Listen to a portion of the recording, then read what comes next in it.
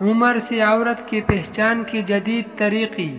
Number 1، 15 سے 18 سال کی عمر میں لڑکی خوبصورت اور ناسمجھ ہوتی ہے۔ نمبر 2، 18 سے 22 سال کی عمر کی لڑکی شہوت سے بھرپور ہوتی ہے۔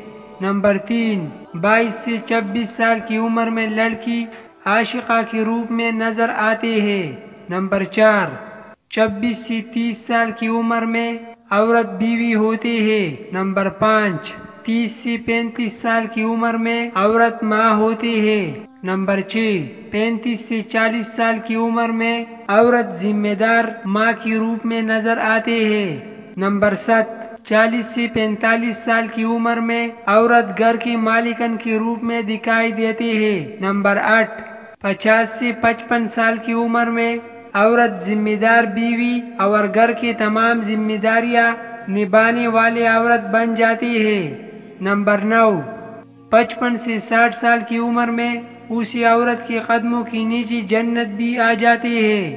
نمبر 10، 60 سے 65 سال کی عمر میں عورت مختلف بیماریوں کا شکار ہو کر بالکل بستر پر لیٹ جاتی ہے۔